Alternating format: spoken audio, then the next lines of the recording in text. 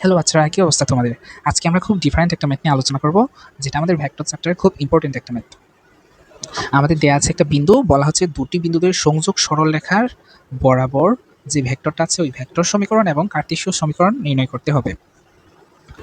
এমন একটি সরলরেখার সমীকরণ বের করতে হবে যা দুটি বিন্দু দিয়ে যায় এবং অপর একটি বিন্দু স্পর্শ করে। সো এই ক্ষেত্রে আমাদের সমীকরণটা হবে আর ইকুয়াল এ প্লাস টিভি। বিটা হচ্ছে আমাদের পূর্ববর্তী রেখা দ্বারা গঠিত যে ভেক্টর রাশিটা ছিল সেটা হচ্ছে আমাদের বি, এবং এ হচ্ছে আমাদের কি ওই বিন্দুটা। সো আমরা লিখতে পারি আমাদের যে নতুন ভেক্টরটা হবে তার সমীকরণটা হচ্ছে আর ইকুয়াল এ প্লাস টিবি। এখানে এ হচ্ছে আমাদের বিন্দুটা এবং বি হচ্ছে আমাদের পূর্ববর্তী যে দুটি বিন্দু ছিল ওই বিন্দুগামী ভেক্টর সমীকরণ। প্রথমে আমরা বি এর মানটা বের করে ফেলবো। ভেক্টর চিহ্ন দিতে হবে এখানে। সো বি ইকুয়াল হচ্ছে 2 minus 4i cap plus minus 3 minus 4 J cap, তারপর minus 3 plus 4 J cap plus 0 minus 1 K cap থাকতেছে, minus 2i cap plus J cap minus K cap থাকতেছে আমাদের বি ভেক্টরটি। দেন আমাদের আর এর মানটা বের করা লাগবে। এ ভেক্টরটাকে আমরা লিখতে পারি I cap plus 2 J cap. এ ভেক্টরটা হচ্ছে আমাদের এই বিন্দুটা, I cap plus 2 J cap minus 6 K cap. তার সাথে হচ্ছে আমরা কি করব, টি গুণ করে দিব, minus 2i cap plus J cap minus K Cape.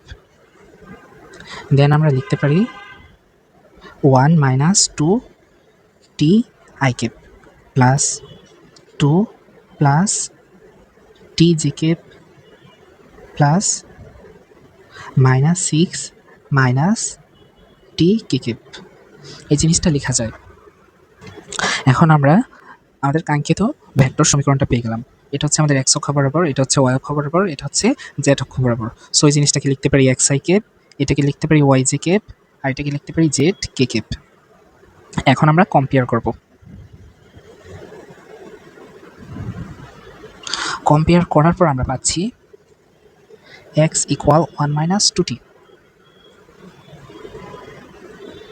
T equal থাকতেছে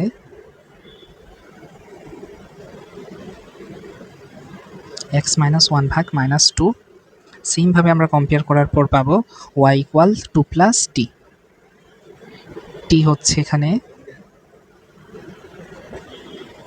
ওয়াই মাইনাস 2 ভাগ 1, এখানে পাবো মাইনাস 6 মাইনাস টি, এখানে থাকতেছে মাইনাস 6 প্লাস টি, এখানে থাকতেছে মাইনাস 6 প্লাস টি। সো আমরা লিখবো মাইনাস 6 প্লাস টি। টি থাকতেছে আমাদের জেড প্লাস 6 ভাগ 1। দেন টি এর মানগুলো কম্পেয়ার করার পর কার্টেসীয় সমীকরণটা আমরা পেয়ে যাব।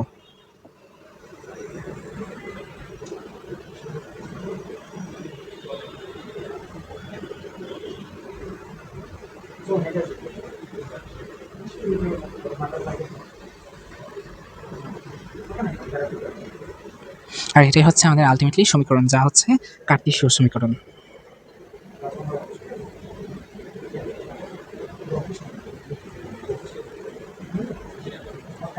সো আমরা আনসারটা পেয়ে গেলাম।